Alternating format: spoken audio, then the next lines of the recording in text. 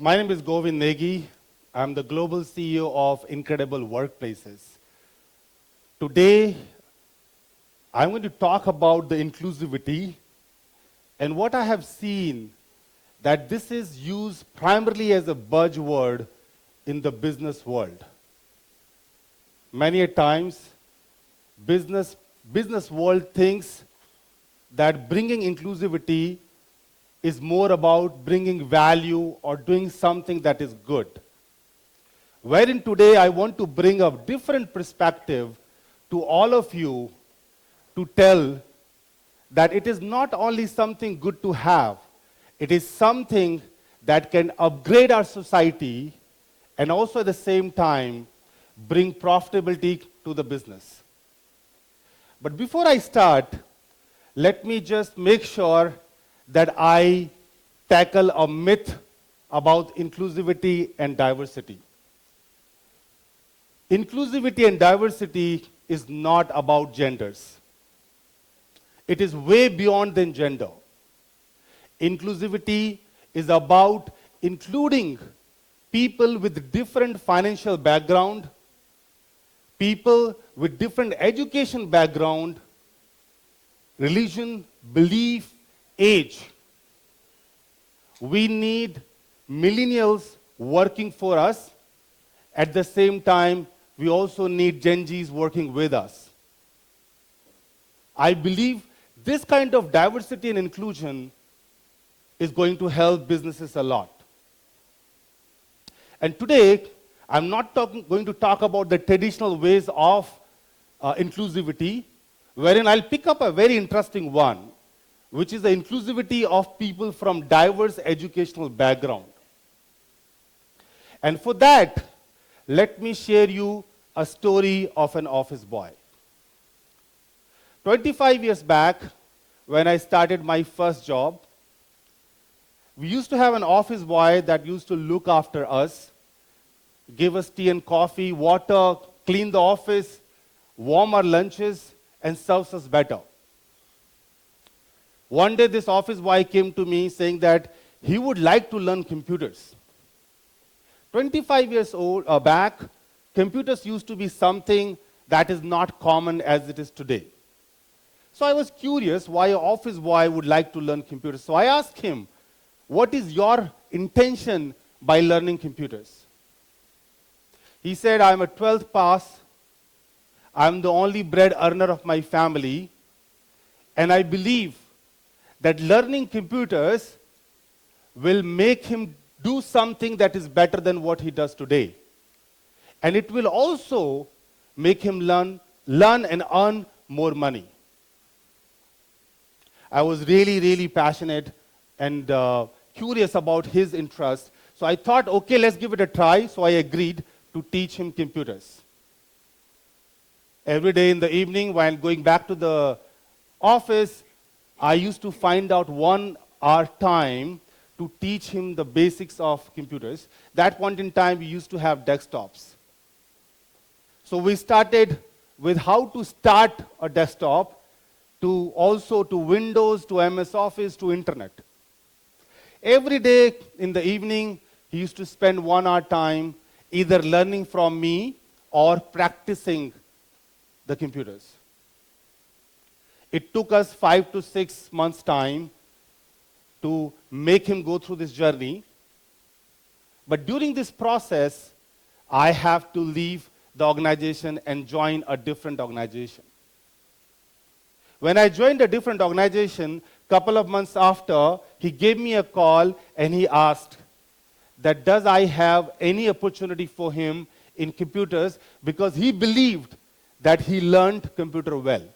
So I said, fair enough, I'll definitely keep that in mind, and I will let you know if there is any opportunity that comes to my mind. I think he was lucky. Couple of weeks after, my manager told me that we are looking for a personal assistant in HR department. So just to give you a context, a personal assistant is somebody who looks after the personal files of the employees, Basically, at that point in time, there was no digital transformation of the personal files. So thousands of employees' data need to be captured in files in a very systematic way. So we were looking for somebody to do that job, and our criteria was to hire an MBA to do this. So I spoke to my manager, and I was successful to convince him that maybe we should try this individual over an MBA student, although he's a 12th pass, but I believe that he has the passion and skill to do this job. My manager agreed, but on one condition. He said, Govind, we are okay to do that, provided we will try this individual for 3 months. And if he is not successful, we will let him go. I said, that's fair enough.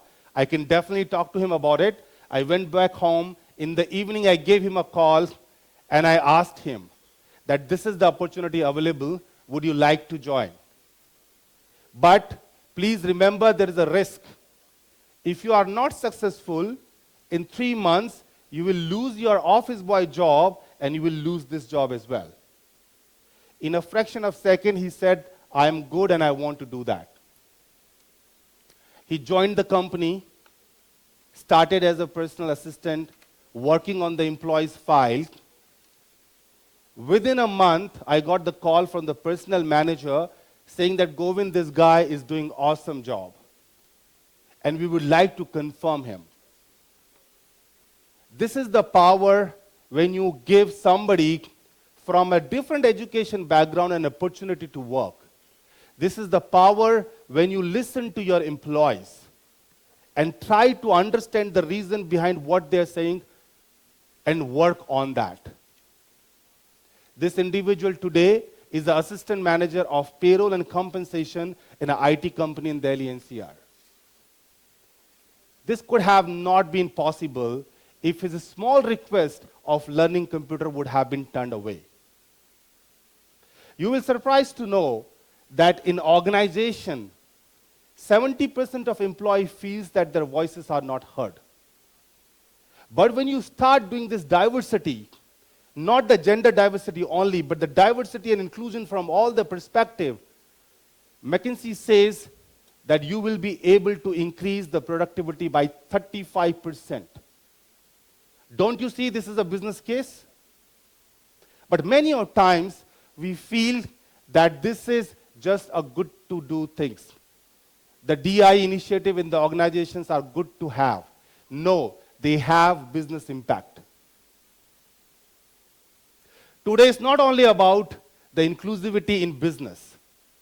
Today, we are also going to talk about inclusivity in society, which I don't think many times we talk about.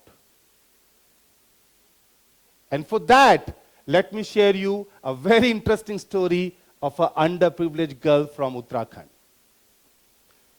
Before the story, let me give you a context. I am associated with an NGO called Amrita Devi Foundation. And this NGO works for the girls and women in Uttarakhand, especially the underprivileged girls and women in Uttarakhand. We skill them and we make them independent. This context and one more context, being a HR leader for 25 years, I always get a lot of opportunity to participate in HR conferences. One day, I was participating in an HR conference in Gurugram.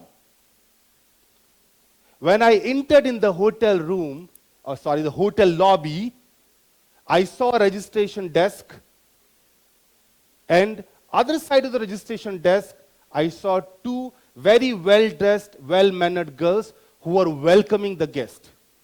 So I approached to the registration desk to get my registration done, to get my lanyard. And the moment I reached closer to the registration desk, one of the girls from there, she came from the registration desk and she touched my feet to take the blessing. Well, I'm not used to people touching my feet and taking my blessing. So I was surprised and confused.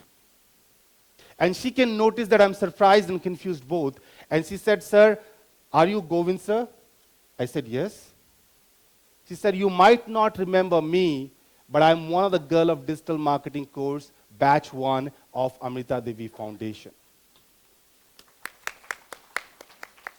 And because of the course that I did, I got my first internship from a Singapore-based company working from the remote area of Uttarakhand, thanks to the technology advancement that we have in India. And after completion of my internship, they loved the way I used to work, and they offered me a full-time job in corporate office. And sir, today you are participating in the conference of my organization where I am a digital marketing manager. I have never seen a Guru Dakshina better than this in my life. All my accomplishments are one side, and that proud moment at that point in time was others. This story exhibits not only the woman power, but this story exhibits that the underprivileged and financial weaker section of our country, if they are plugged in with the society, they can do wonders. Let me give you some numbers from India. 37% of working age women in India are currently in workforce. 37%. And you know how much they contribute to India GDP? Only 18%. I'm sure there's an improvement going on. These are Indian stats. But imagine girls like her coming more and more into workforce, contributing more and more to GDP. Do you think it is only a good to have things? It is going to impact the Indian GDP. This is going to give us the growth that India needed. So let me tell you one more time that inclusivity and diversity is not only a good to have thing. It is a thing that can progress your country. It is a thing that can progress your organization. But if you think that the responsibility of bringing inclusivity and diversity is only in the hands of corporates, NGOs, government, I think you are wrong. It is a shared responsibility. Each one of you can do that. So today, my ask, my request from all of you here and those who are watching this TEDx is that you can also contribute to this inclusivity in society and business in multiple ways. You just need to take your first step. Thank you.